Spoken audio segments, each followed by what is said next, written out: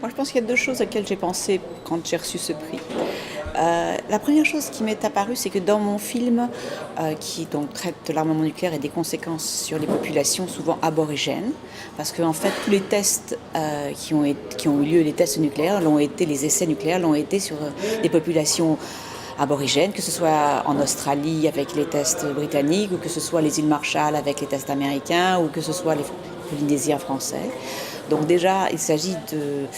on va tester des armes dont on sait qu'elles sont les plus meurtrières sur des populations, sur des territoires qui sont des territoires des Premières Nations. Je trouve que déjà c'est un petit peu odieux dans l'esprit.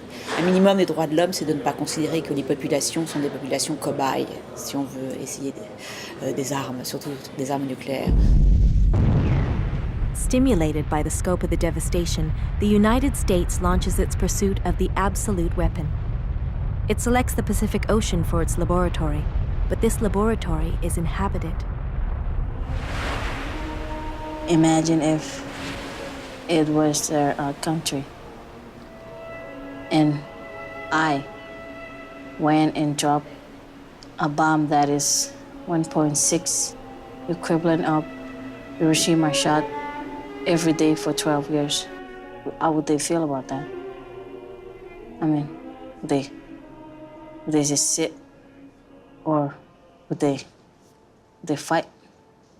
En fait, moi, j'habite donc les bords du Pacifique. J'habite Vancouver. Et Vancouver est une ville aussi qui a une petite tradition parce qu'en fait, Greenpeace est né à Vancouver sur un combat antinucléaire. Donc, on a un petit peu une conscience nucléaire qui fait partie du tissu historique de la ville. Et étant sur les bords du Pacifique, je me suis aussi rendu compte que toutes ces îles du Pacifique avaient eu un destin commun assez monstrueux, qui était en fait de servir de terrain d'exercice des puissances de l'Ouest pour ce qui est de leur armement nucléaire, d'exercice à la guerre nucléaire, et qu'elles étaient contaminées, que beaucoup d'entre elles avaient été contaminées. Majuro, the capital. Kwajalein, the American military base. Ibai, the slum. Bikini and Enwatak, the ground zeros. Ronglap, contaminated and deserted. The Marshall Islands are scattered 4 hours southwest of Honolulu. This is nowhere from North America's point of view, but a paradise if one intends to test atomic bombs.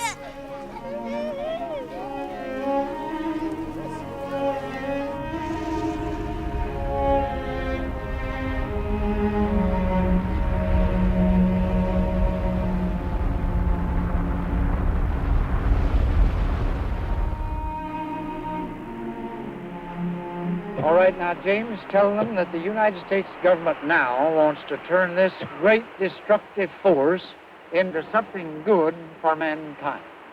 Everything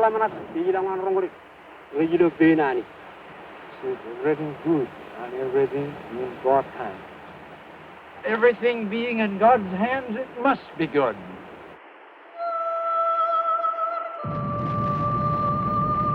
Il y a des documents qui sont très très clairs et qui disent que c'est vraiment exceptionnel d'avoir à disposition une population qui va par exemple se nourrir de noix de coco, enfin de ce qu'il y a sur place, dont on sait que la nourriture est contaminée, qu'ils vont s'en nourrir, donc on va assister, on va pouvoir étudier des gens qui subissent un empoisonnement chronique dû à la radioactivité. We still have strontium-90 in the dirt.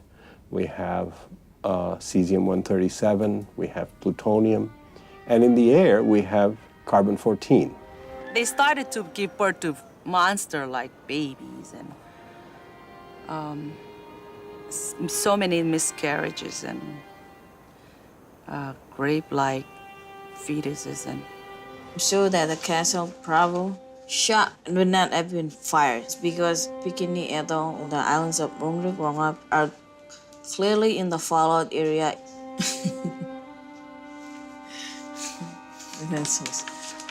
We dropped the bomb because it's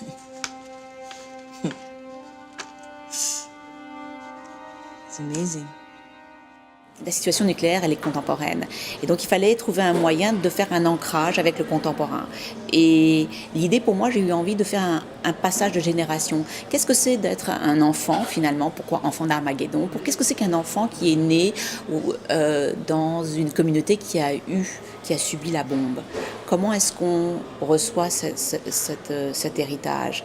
À chaque fois, chaque étape, Hiroshima, c'est les années 40, Marshall, c'est les années 50, et puis on arrive Tahiti, 70 et tout ça, et puis avec les années 80-90, c'est le grand combat emmené par la Nouvelle-Zélande. Donc c'est un voyage dans l'espace et dans le temps, mais c'est un voyage qui concerne la jeunesse, puisque je rencontre des jeunes qui appartiennent à ces communautés et qui me parlent de leurs parents et qui ont une relation spéciale parce que leurs parents, ils ont subi la bombe et elles ont été irradiées. だから私は母と会えなかった。誰もそれと原爆とは関連付けてはくれなくって、ただ私の母が気が狂ったとしか思ってくれなかった。なんか韓国みたいなところに入れられて、その母見た時にもうかわいそうで。もうそれしかもう心になかったらね、もう気が狂ってしまうのよ、それはね。言いたくないけど、でも信頼したものが言えないのが一つと。Young people in Japan, except Hiroshima and Nagasaki, they think we should forget about a bomb and we should go forward. Après la chute du mur de Berlin, on a vraiment cru qu'on allait résoudre le problème du nucléaire international et qu'on allait enfin vraiment désarmer le monde. Et puis en fait, ça ne s'est pas passé du tout comme ça. Il y a eu un moment, il y a eu un momentum où vraiment les gens y ont cru. Et tous les activistes du monde étaient sur le coup et tout ça. Enfin vraiment, il y a vraiment eu un grand mouvement. Et soudain, plus rien. Et en fait, on se retrouve avec des armements énormes et un danger qui est toujours là. Alors bien sûr, la probabilité, il y a des systèmes de sécurité, la probabilité est relativement faible, mais c'est une catastrophe tellement grave qu'elle ne peut être qu'extrêmement faible. Malheureusement, elle est toujours la même, elle est toujours là, parce qu'il y a trop d'armes, il y en a beaucoup, beaucoup, beaucoup, beaucoup plus que personne ne peut imaginer.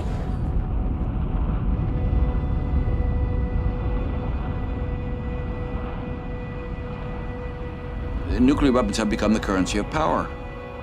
How do you explain that the 5 permanent members of the Security Council, they are the ones who have the nuclear weapons? They're the 5 most powerful states in the world. United States, Russia, Britain, France, China. So India looks at this and says they're going to get into the nuclear club. Then Pakistan, Israel's in there. So this constitutes the volcano of nuclear weapons that could erupt at any time. When the light's going down, we've seen the thing goes down from the sky.